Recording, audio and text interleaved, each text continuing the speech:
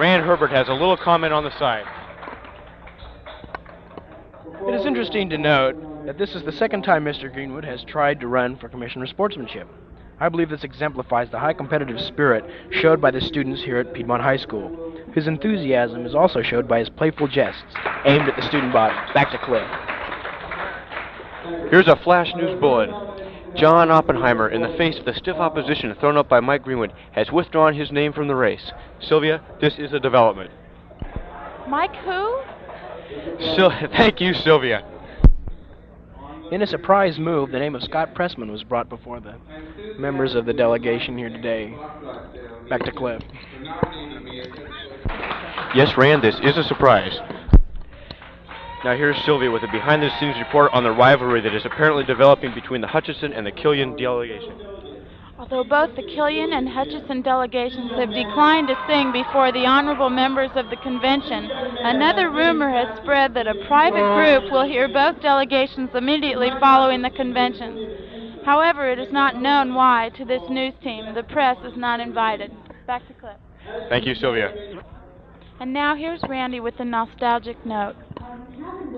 The members of the press would like at this time to thank the chairman and delegates for their indulgence in allowing the press to operate in the convention. Back to Cliff.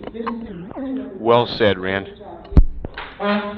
Steve Riskin has just accepted the nomination to run for the office of Commissioner of Sportsmanship.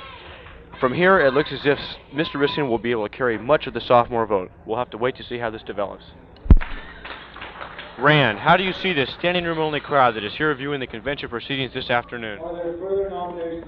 Cliff, I believe that this is just about another way that the students here at Piedmont High School are so enthusiastic about their student leaders. The kids take a real interest in their student government, something that is not as evident at other schools we have covered. Cliff?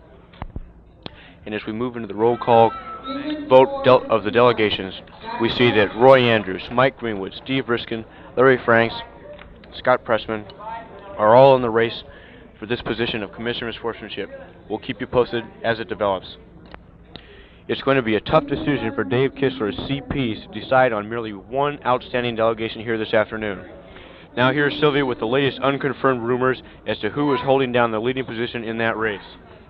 I'm going to break the press barrier here by adding a little commentary of my own. The Worth delegation, although a quiet one, speaks loudly, with the girls wearing beige hemp skirts gaily decorated with various numbers and algebraic equations. The boys are wearing matching ties that beautifully... Thank you, Sylvia. It is my proud duty to announce to you our vote. 3 for Mr. Greenwood and 2 for Mr. Risk. Thank you.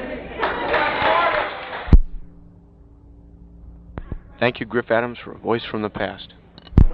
Mike Greenwood can not only fill the office of sportsmanship in body, but in mind and spirit also. It is for this reason that the Tenasha delegation casts all 4 of its votes for Mike Greenwood.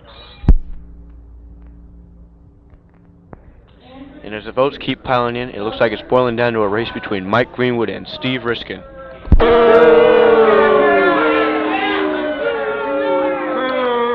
A small storm of controversy is arising over the clouds of incense that are coming from one of the delegations out there on the floor that we just can't see from this angle. Rand, do you detect a change in the tone of this convention as the delegations respond to the calling of the roll this afternoon? Well, Cliff, I think it is significant that the delegates are getting more and more businesslike in their oratory and in their voting.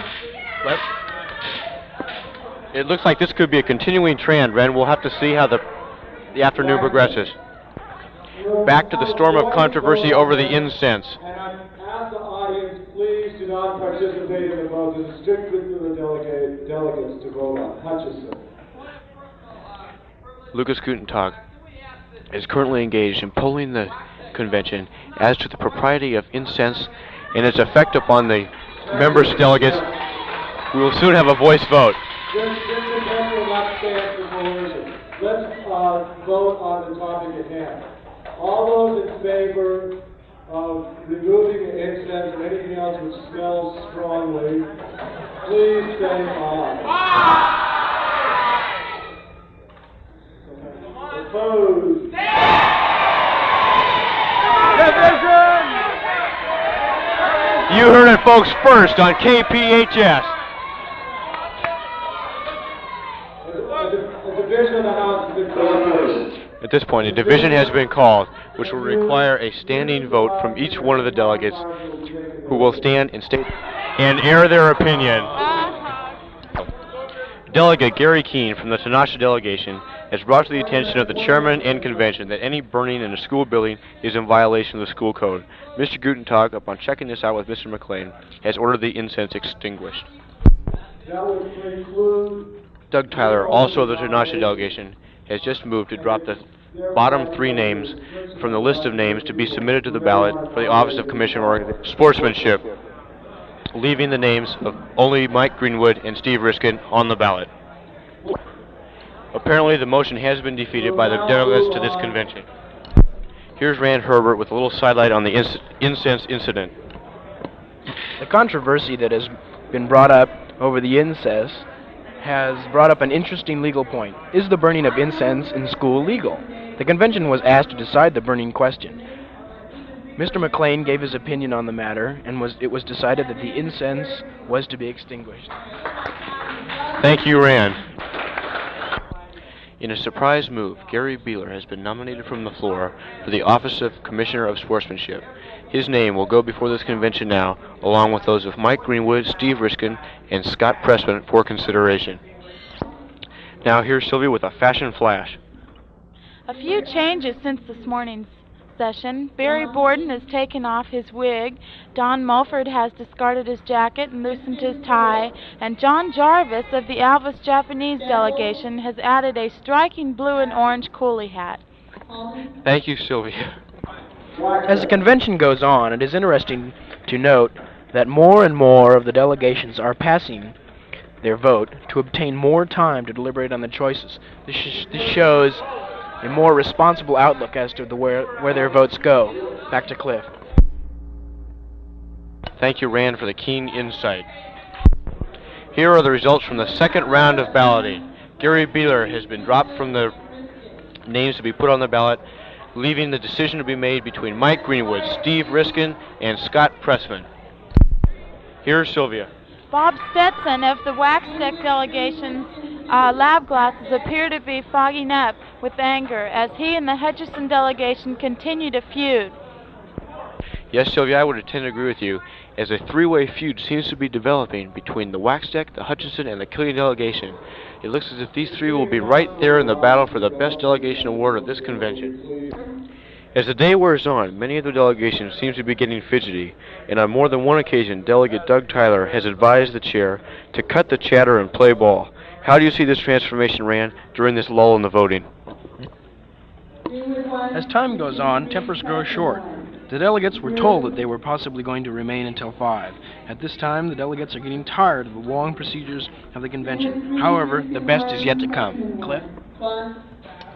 I think, Rand, we see once again that democracy is a slow but good process. Nothing has been able to keep the pages from their appointed rounds during the busy morning and afternoon sessions of this convention. If we can catch one of the pages, we'd like to get an interview. There, you miss. How about a few words? Thank you very much. We now have the late-breaking results from that last balloting. Steve Riskin and Mike Greenwood will be the candidates to appear on the ballot for the general election coming up next Tuesday.